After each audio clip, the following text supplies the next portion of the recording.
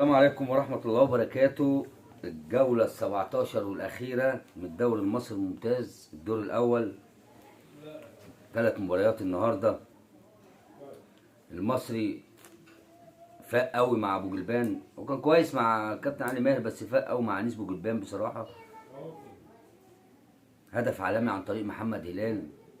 أنا بتفرج قلت بس مودر النهاردة هيفرم المصري في الدقيقة 10.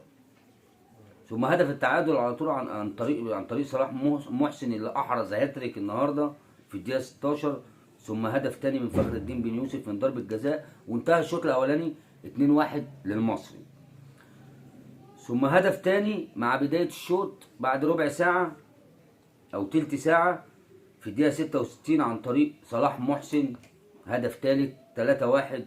ثم هدف رابع عن طريق صلاح محسن قتل المباراه في دقيقة 72. مودرن جاب جون عن طريق محمد مسعد، جون تاني، وتنتهي المباراة 4-2 عشان يوصل المصري لنقطة 30 ويحتل المركز الرابع.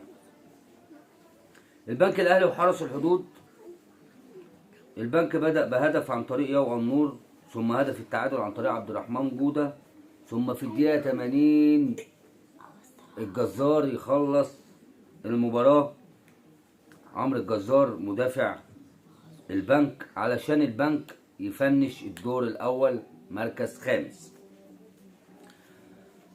مباراة سلبية بين فاركو والجونة بدون اهداف. فاركو 23 نقطة حسب النتائج كده. ممكن فاركو بنسبة كبيرة هيبقى من التسعة اللي نيجوا، مش هيلعب على الهبوط بالنقطة اللي خدها النهارده وصلته 23. بس في لسه مباريات بكرة، في زد وفي كذا فرق، في زد وفي سموحه بعيد، في زد وفي جيش.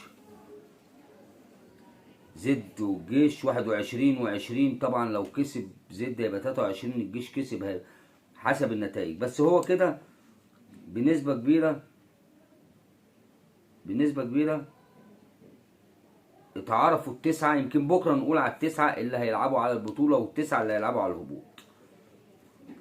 في 3 مباريات بكره ان شاء الله، من ضمنهم مباراه النادي الزمالك باذن الله، و3 مباريات بعده، ونبقى ختمنا الدور الاول قبل التوقف.